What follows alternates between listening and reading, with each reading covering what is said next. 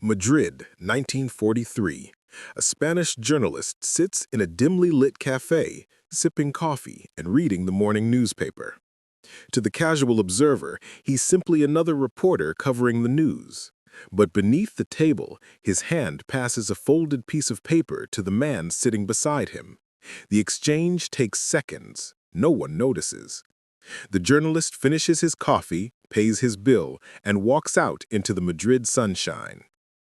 That folded paper contains intelligence about German U-boat movements in the Atlantic, information that will save Allied convoys carrying supplies to Britain, information gathered from conversations in that very cafe where German officers drink and talk too freely around a neutral Spanish journalist they assume is harmless.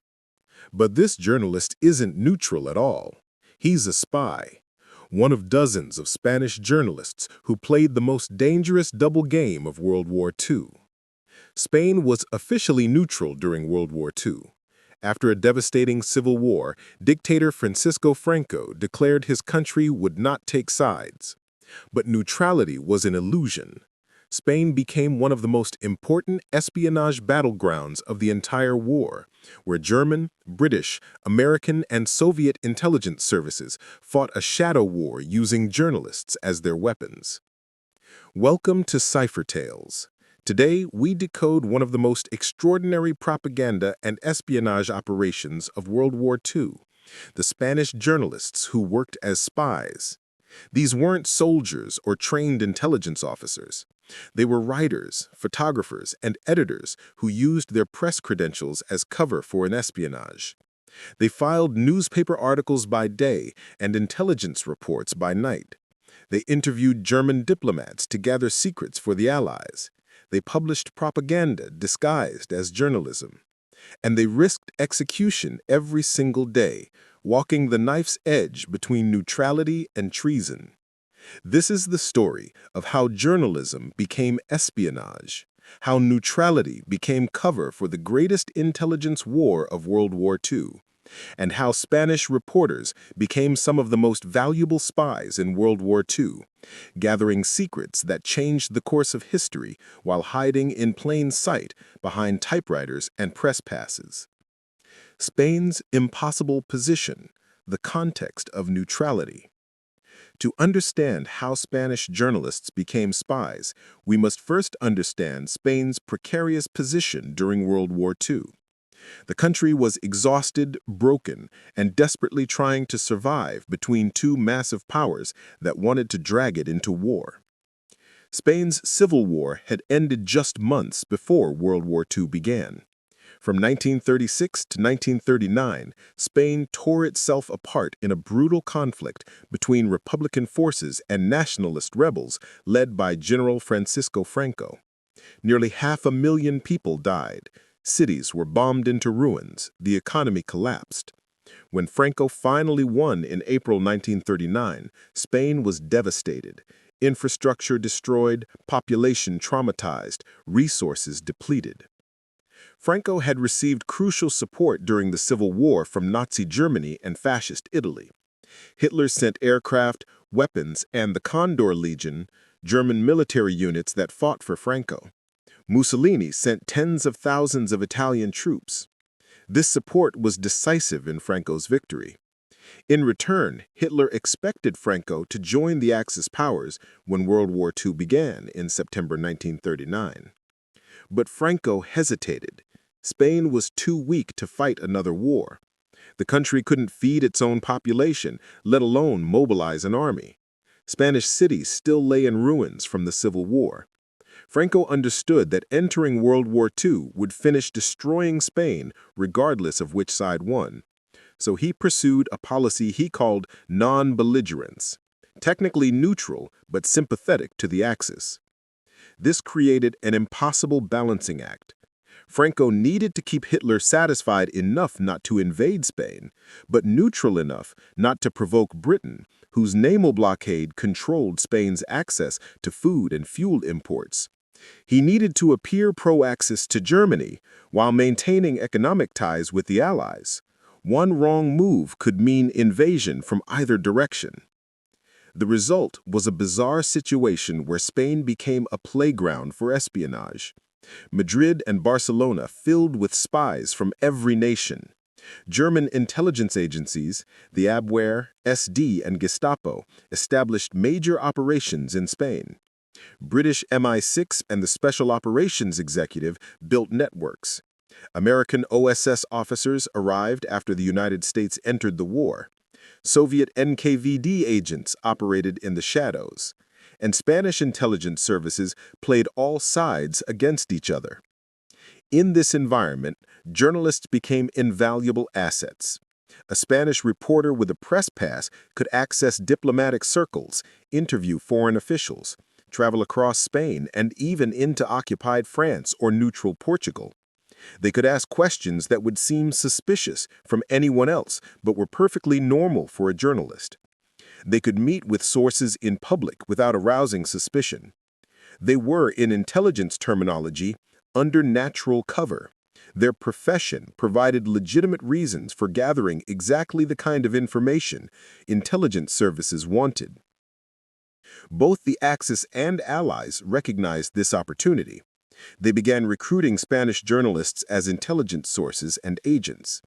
Some journalists were ideological. They'd supported the Republicans during the Civil War and hated Franco's fascist-aligned regime, making them natural Allied sympathizers. Others were motivated by money. Espionage paid better than journalism in war-torn Spain. Some believed they were serving Spain's interests by helping one side or another. And a few were simply adventurers who found spying more exciting than reporting. The Spanish press itself was heavily censored by Franco's dictatorship. Newspapers couldn't criticize the regime or publish anything that threatened Franco's delicate neutrality. But within these restrictions, journalists had surprising freedom to report on the war, interview foreign officials, and analyze international events. Franco's censorship focused on domestic politics more than foreign reporting, creating space for journalists to gather intelligence under the guise of covering World War II. This was the context: a devastated neutral country trying to survive between two warring powers, filled with spies from every nation, where journalists could operate with unusual freedom because their profession provided perfect cover for espionage. Into this environment came some of the most remarkable journalist spies of World War II. The recruits: how journalists became spies. The transformation from journalist to spy rarely happened dramatically. There were no secret midnight meetings where intelligence officers revealed hidden identities and issued spy equipment.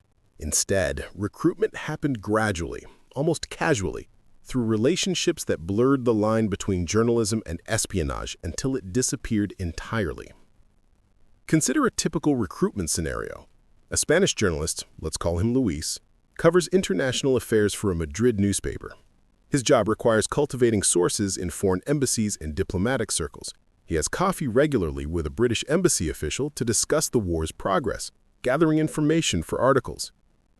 During one of these meetings, the British official, actually an MI6 officer under diplomatic cover, asks Luis a seemingly casual question. "You mentioned last week that you'd heard German officers discussing troop movements. Would you mind sharing more details?" Luis, thinking he's helping a friendly source, provides the information. The MI6 officer thanks him and mentions that such information is quite valuable, perhaps worth compensation. A week later, the MI6 officer suggests they establish a more regular arrangement. Luis would continue his journalism work, but he'd also pass along anything interesting he learned, especially information from German sources. In return, Luis would receive payment, not an enormous sum, but enough to matter in economically devastated Spain.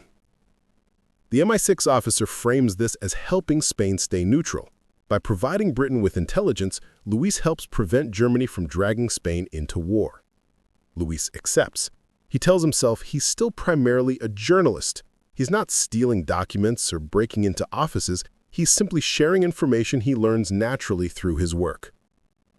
But gradually, the relationship deepens. The MI6 officer starts asking specific questions. Where are German naval officers stationed? What are German diplomats saying about U-boat operations?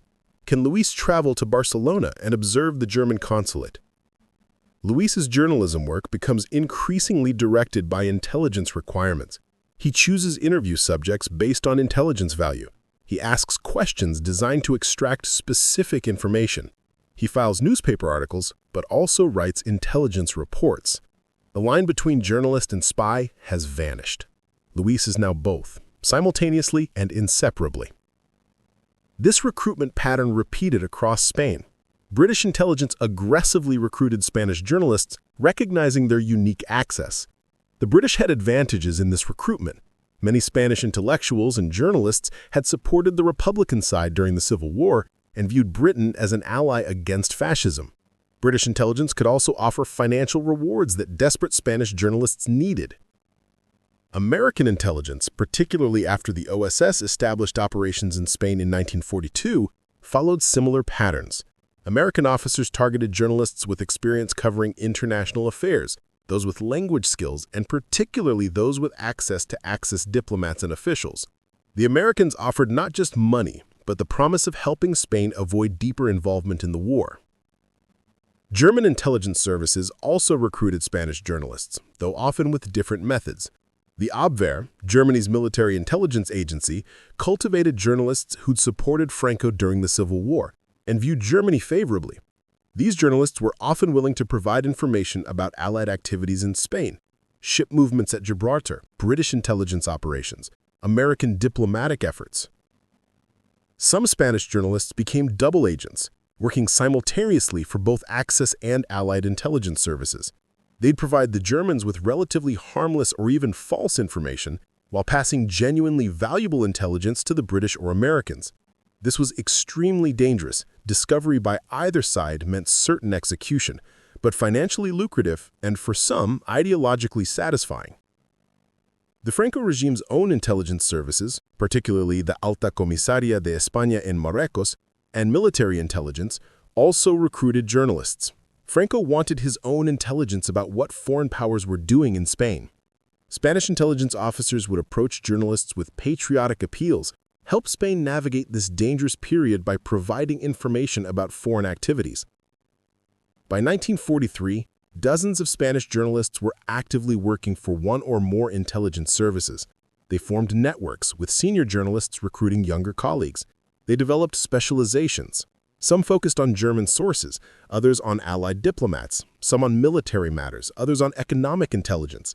And they created an extraordinary espionage ecosystem where journalism and intelligence work were completely intertwined. The Tradecraft: How Journalist Spies Operated. Spanish journalist spies developed sophisticated techniques that exploited their unique position. Their operations combined traditional espionage tradecraft with journalistic methods, creating approaches that were remarkably effective and difficult for counterintelligence services to detect. The most basic technique was using journalistic interviews to gather intelligence. A Spanish journalist could request an interview with a German military attaché, ostensibly for a newspaper profile. During the interview, the journalist would ask seemingly innocent questions that revealed valuable intelligence. What do you miss most about Germany? Oh, you were stationed in Hamburg. How different was that from your previous posting in Norway? These casual questions could reveal unit assignments, travel patterns, and personal connections. The journalist would take notes openly during the interview, perfectly normal for a reporter. Later, those notes would be analyzed for intelligence value and passed to handlers. The German official being interviewed would never suspect anything suspicious because everything looked exactly like a legitimate journalism interview. Press credentials provided remarkable access. Spanish journalists could attend diplomatic receptions, military ceremonies, and official functions where foreign officials gathered. At these events, they'd circulate, chat with attendees, and gather information through casual conversation. A journalist asking a German naval officer about his work wouldn't seem suspicious. Journalists ask questions, but every answer provided intelligence. Photography was another powerful tool. Spanish press photographers could take pictures at official events, documenting attendees, uniforms, insignia, and other details. These photographs would be developed and some copies provided to intelligence handlers. A photo of German officers at a reception could reveal ranks, unit affiliations, and command relationships.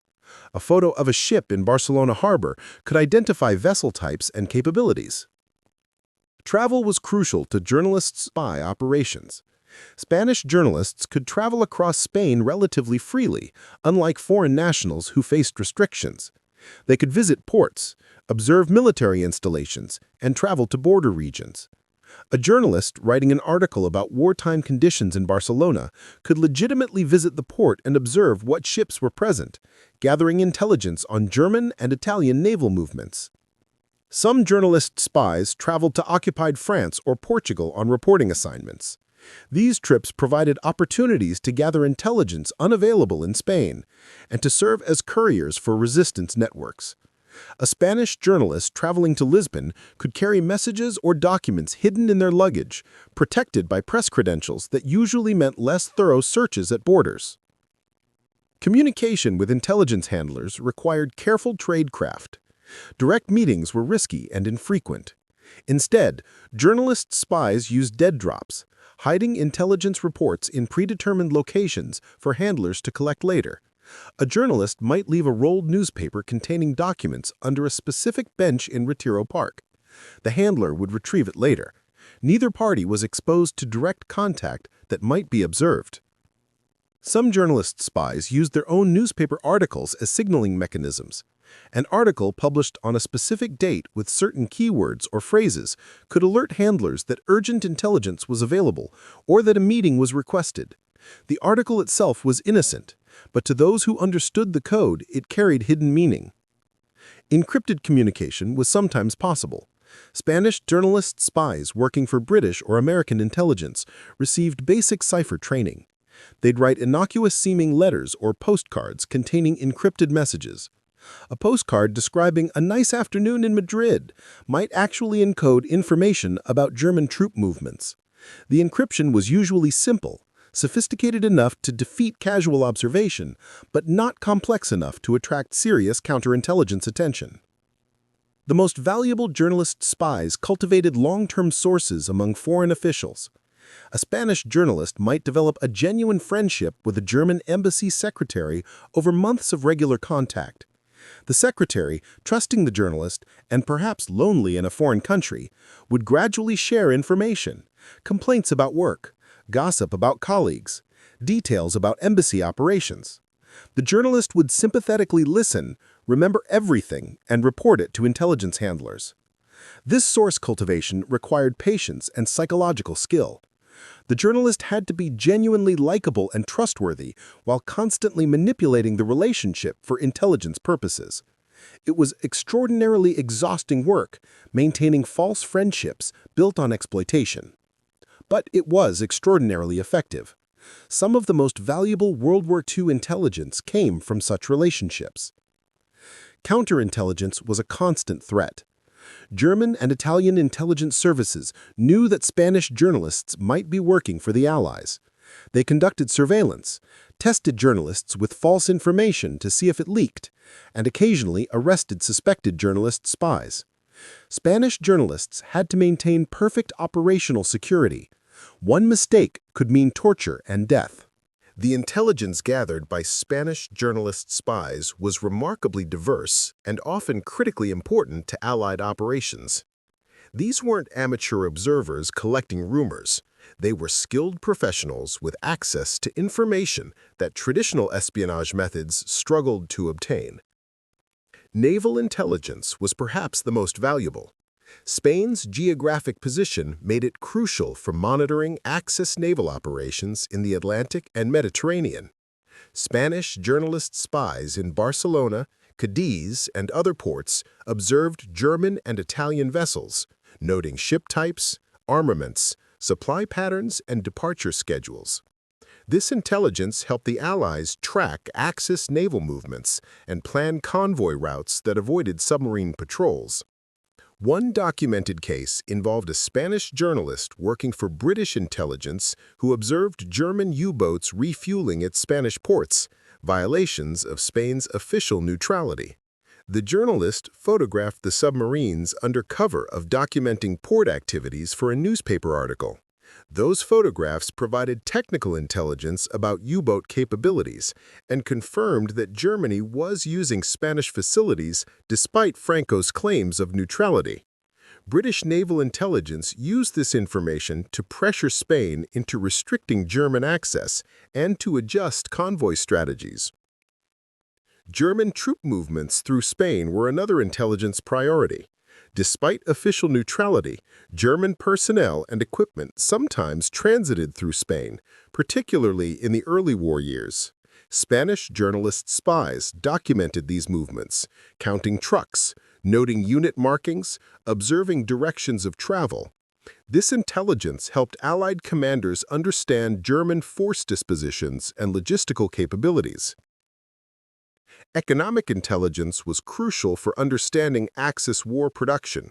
Spanish journalists covering economic affairs gathered information about Spanish exports to Germany, particularly tungsten, used in armor-piercing ammunition. They documented quantities, destinations, and payment arrangements. This intelligence helped the Allies understand German resource situations and informed economic warfare strategies, including efforts to outbid Germany for Spanish tungsten to deny it to the Axis. Diplomatic intelligence revealed Axis political strategies. Journalist spies attending diplomatic functions learned about German pressure on Spain to enter the war, Italian efforts to secure Spanish support, and internal conflicts within Axis alliance relationships. They observed which Spanish officials were pro-Axis and which might be swayed toward Allied sympathies. This political intelligence informed Allied diplomatic efforts to keep Spain neutral. One remarkable intelligence coup involved Spanish journalists gathering information about Operation Felix, Hitler's planned invasion of Gibraltar through Spain. In 1940, Hitler seriously considered attacking Gibraltar to close the Mediterranean to British forces. The operation required Spanish cooperation, and German officers discussed plans with Spanish officials. Spanish journalist spies learned details of these discussions and reported them to British intelligence. Britain used this intelligence to reinforce Gibraltar and to pressure Spain against cooperating. Operation Felix was eventually cancelled, partly because Spain refused to cooperate after British pressure informed by journalist spy intelligence. Technical intelligence about German weapons and equipment came through journalist observations and interviews. A Spanish journalist touring a German-equipped Spanish military unit could observe and photograph equipment, providing intelligence about German manufacturing capabilities. Interviews with German military personnel sometimes revealed details about new weapon systems, tactical doctrines, or technological developments. Counterintelligence information was also valuable. Spanish journalist spies sometimes identified German and Italian intelligence officers operating in Spain. They'd observe who met with whom, photograph suspected intelligence operatives, and report on espionage networks. This counterintelligence helped the Allies protect their own operations in Spain and occasionally led to successful disruption of Axis espionage activities. Human intelligence about personalities was often undervalued but critically important. Spanish journalists developed psychological profiles of German and Italian officials in Spain, their personalities, loyalties, vulnerabilities, ambitions. This intelligence helped Allied intelligence officers identify potential defectors or assess how officials might react to various diplomatic pressures. Operating as journalist spies in World War II Spain was extraordinarily dangerous. Discovery meant torture, execution, or disappearance into concentration camps. Many Spanish journalists paid ultimate prices for their espionage activities, and their stories reveal the courage required to wage this shadow war. The primary threat came from German counterintelligence, particularly the Gestapo and SD security services. The Germans maintained extensive operations in Spain, hunting Allied spies and sympathizers.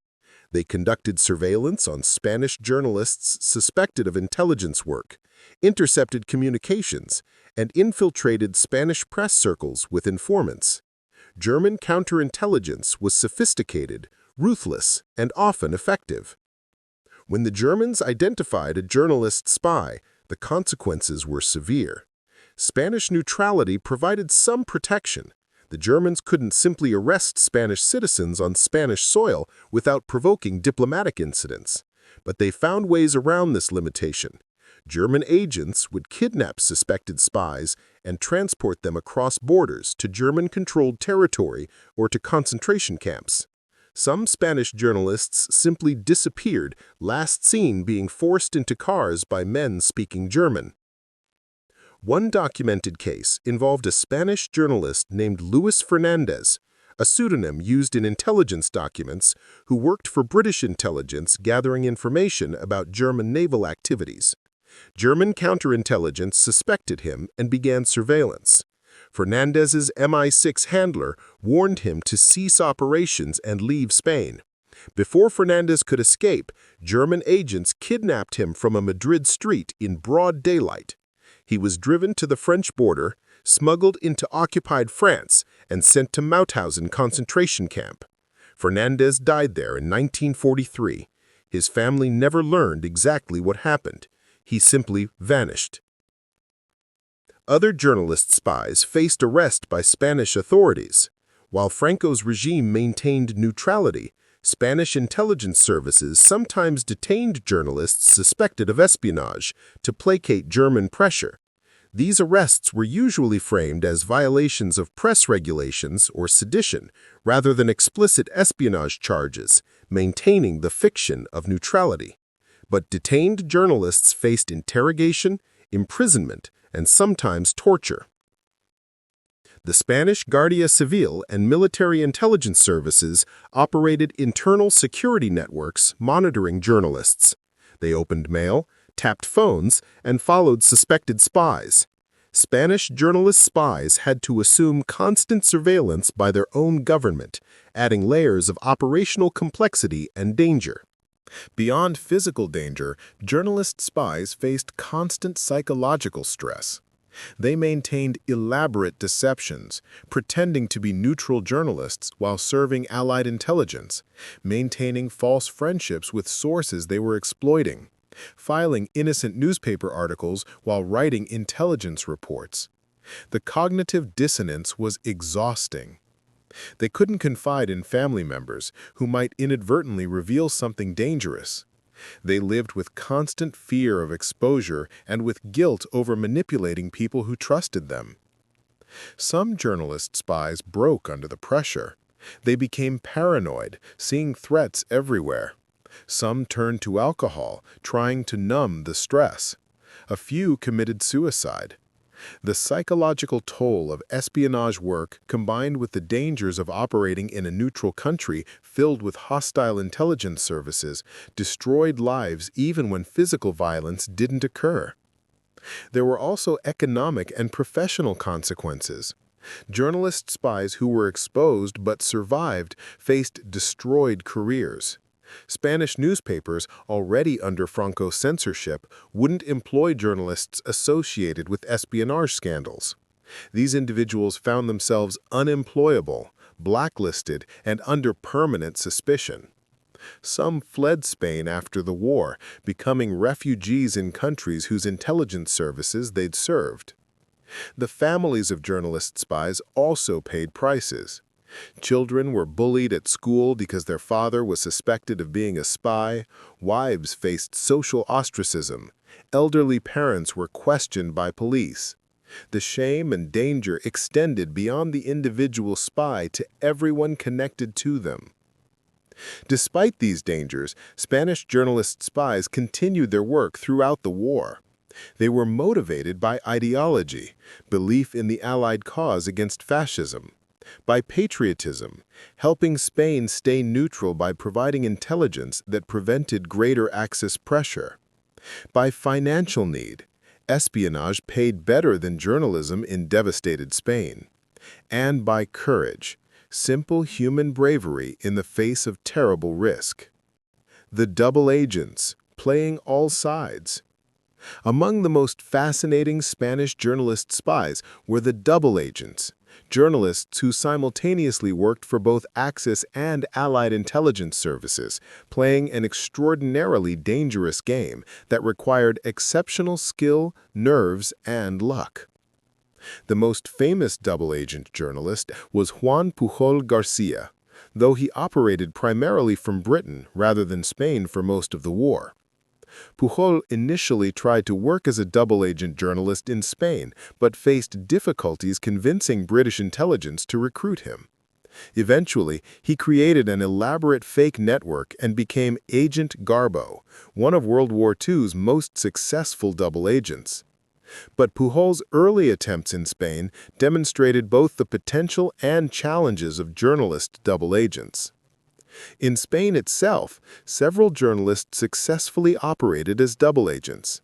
Their strategy was elegant in its simplicity: provide the Germans with information that was either relatively harmless, deliberately false, or that the Germans already knew from other sources.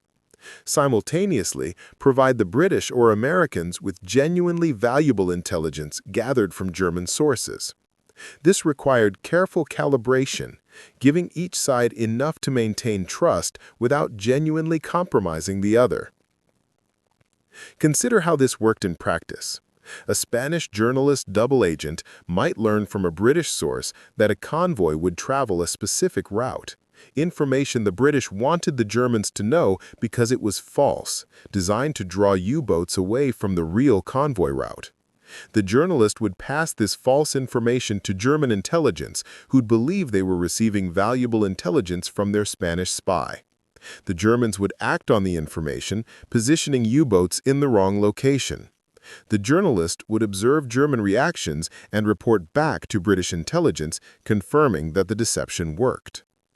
Meanwhile, this same journalist would gather genuine intelligence from German sources, perhaps overhearing German officers discuss supply problems or observing German equipment at Spanish ports, and report this to British intelligence. The British received valuable real intelligence while using the journalist as a channel for feeding false information to the Germans. The psychological and practical challenges of double-agent work were immense. Double agents had to remember which information they'd provided to which service, maintaining separate narratives that never contradicted each other. They had to assess the intelligence value of every piece of information, deciding what to share with whom. They risked exposure from both sides. If either intelligence service discovered the double dealing, execution was certain. Double agents also navigated complex financial arrangements. They received payment from multiple intelligence services, but had to carefully manage this income to avoid suspicion. Sudden wealth would attract attention from Spanish authorities and counterintelligence services. Double agents learned to live modestly despite potentially substantial income, hiding money and maintaining appearance of normal journalist salaries. Some double agents weren't deliberately playing both sides from the beginning. They'd start working for one service, then be recruited or coerced by another. A journalist working for British intelligence might be identified by German counterintelligence and forced to become a double agent under threat of execution or harm to family. These coerced double agents faced particularly difficult situations, serving masters they hated while trying to secretly maintain loyalty to their original handlers. The most sophisticated double agents created elaborate notional networks, fictional sub-agents and sources that existed only on paper. They'd report to German intelligence that they'd recruited additional journalist sources in other Spanish cities, then fabricate intelligence reports, supposedly from these fictional sources. This allowed double agents to provide Germans with more false information while protecting their actual sources and maintaining plausible productivity that kept German handlers satisfied. British intelligence, particularly MI6 and the 20 Committee that ran double agent operations, recognized the value of Spanish journalist double agents.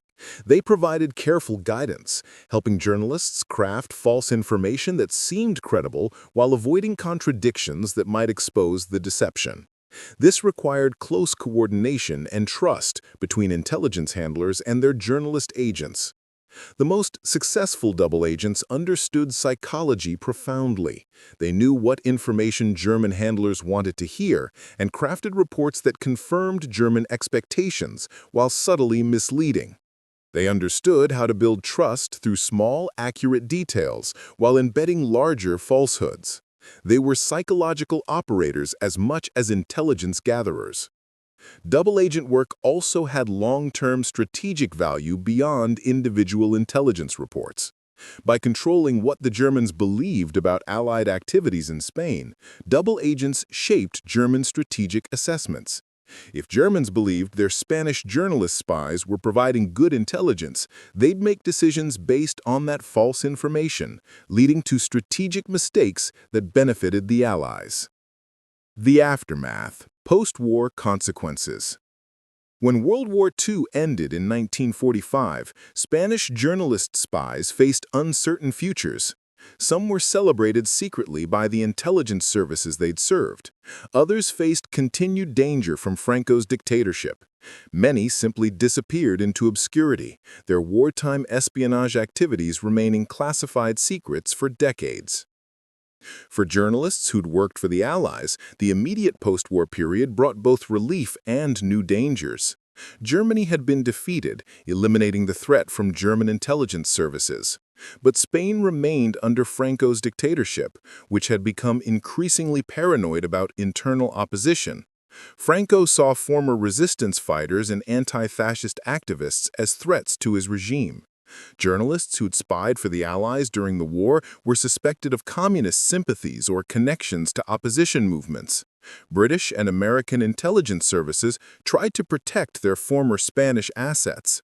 They provided financial support to journalist spies who'd served Allied causes, helping them survive economically in post-war Spain.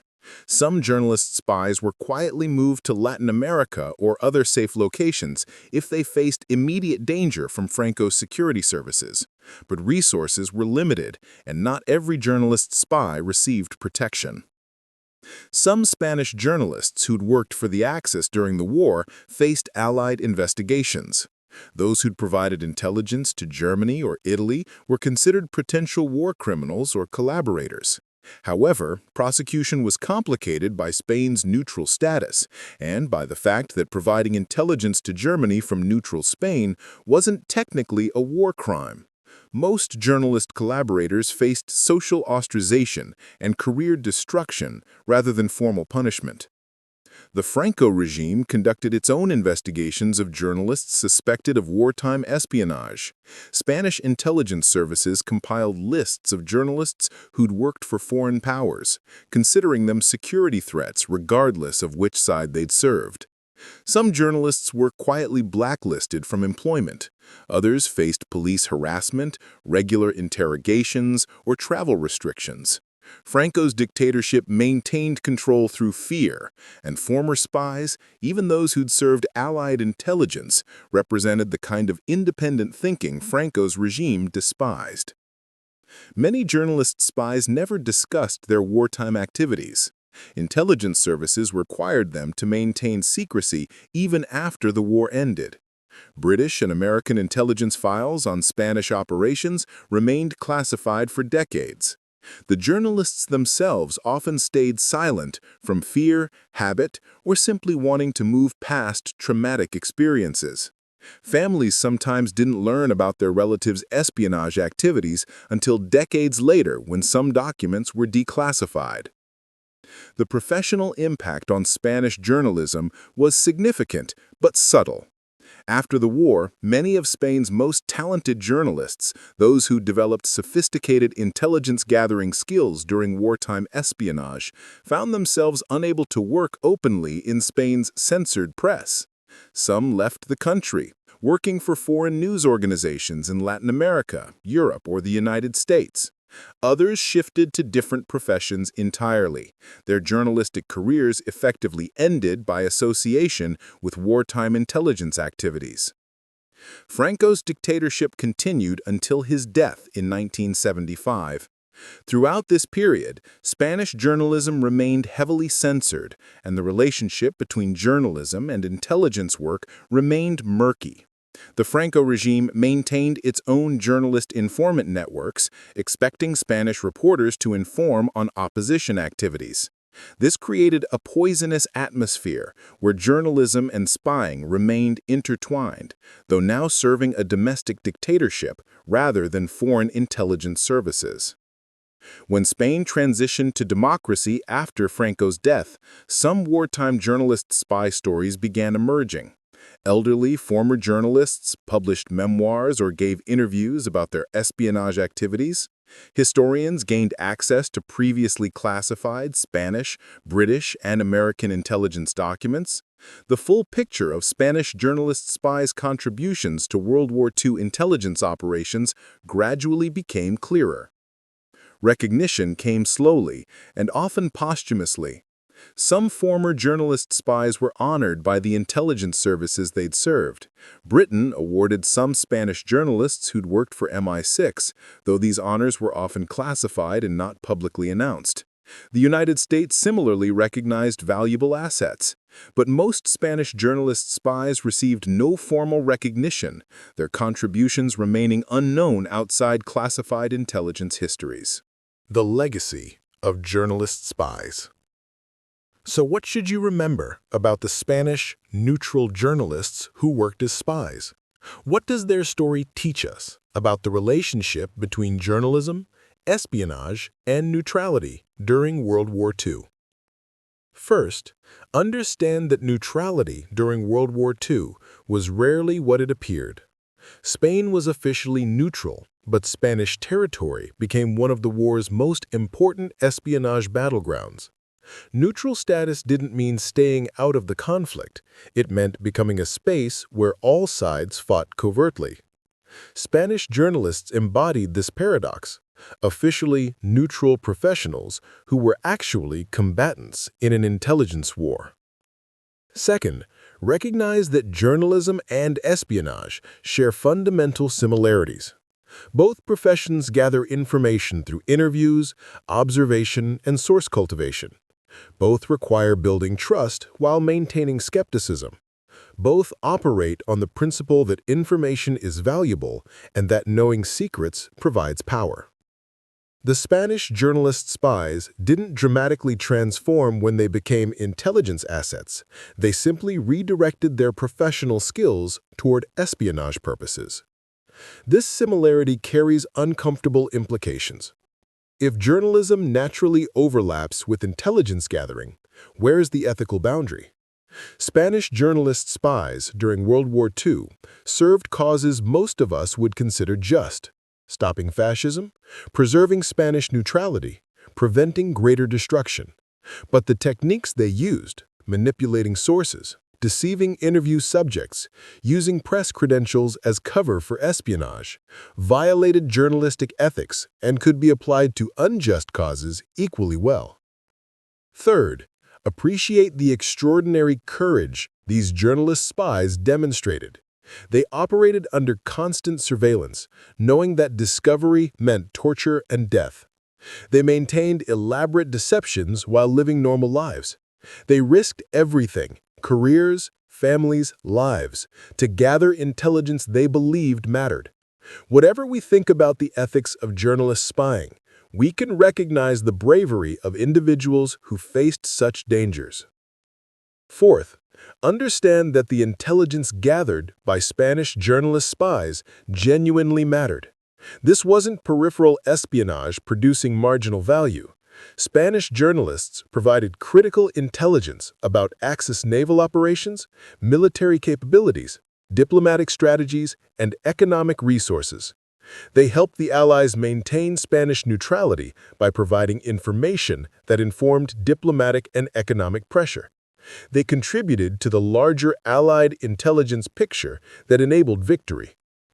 Fifth, recognize how this history illuminates broader questions about neutral countries during major conflicts. Spain, Switzerland, Portugal, Sweden, Turkey, all officially neutral during World War II, all became espionage battlegrounds where journalists and other professionals with legitimate access to information were recruited as intelligence assets. Neutrality created opportunities for espionage, precisely because neutral countries maintained relations with all sides, providing channels for information gathering impossible in enemy territory. The Spanish journalist spy story also reveals how intelligence services adapt to opportunities. British and American intelligence recognized that Spanish neutrality and press freedoms created unique intelligence gathering possibilities. They developed recruitment strategies specifically targeting journalists, understanding that press credentials provided exceptional cover. This adaptive thinking, identifying unconventional intelligence sources and developing methods to exploit them, characterized successful intelligence operations throughout World War II. Finally, consider the legacy for modern journalism and intelligence relationships. The Spanish journalist spies operated in an era where the boundaries between journalism and espionage were deliberately blurred for strategic purposes. Today, news organizations fiercely protect journalist independence and resist any connection to intelligence services, precisely because that connection undermines journalistic credibility and endangers reporters. The World War II experience of journalist spies helped to define why these boundaries matter. Yet, the fundamental tension remains. Journalists and intelligence officers still gather information using similar methods. Authoritarian regimes still pressure journalists to become informants. Intelligence services still recruit people with legitimate access to information as sources. The ethical questions Spanish journalist spies faced: when is it acceptable to exploit sources for intelligence purposes? How do you balance competing loyalties? Remain relevant. The Spanish journalists who worked as spies during World War II were ordinary people thrust into extraordinary circumstances. They were writers who became warriors, neutral professionals who took sides, civilians who fought a shadow war.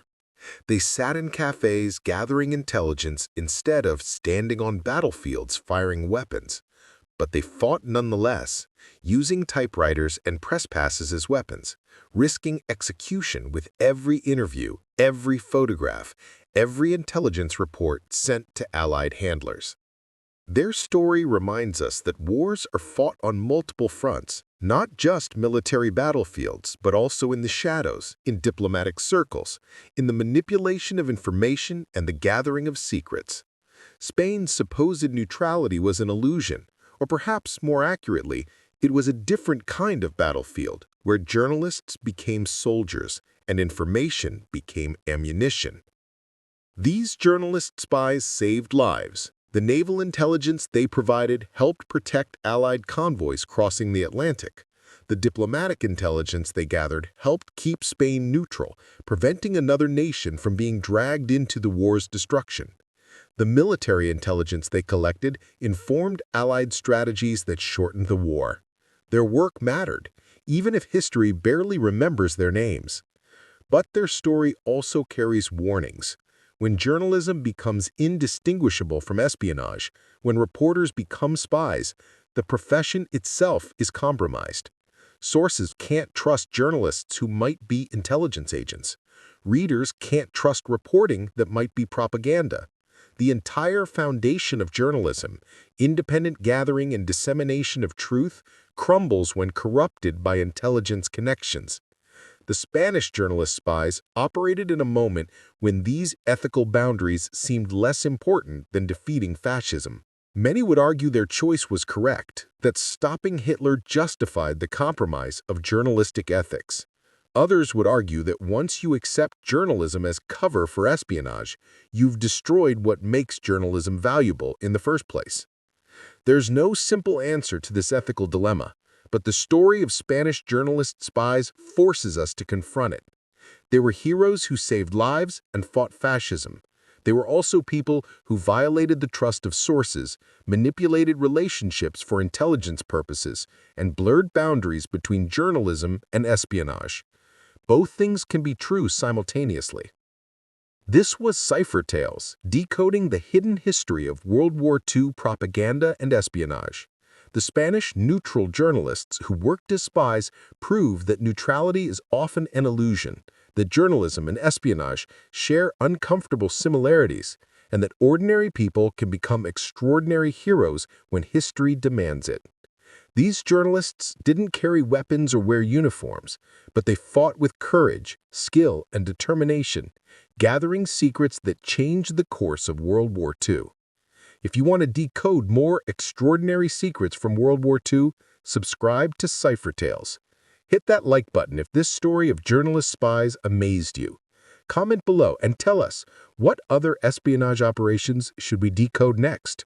The Swedish ball-bearing smugglers, Portugal's double-dealing with both sides, the Vatican's intelligence networks.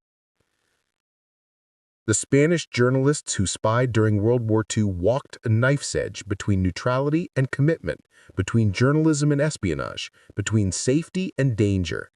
They made choices that cost some of them their lives and troubled all of them for the rest of their days. But they made those choices believing they mattered, that gathering and reporting truth, even covertly, even through espionage, could help defeat evil. 79 years later, their secrets are finally being decoded. Their contributions are finally being recognized, and their story reminds us that during humanity's darkest hours, sometimes the most powerful weapon isn't a gun or a bomb. It's a typewriter, a press pass, and the courage to gather secrets that change history.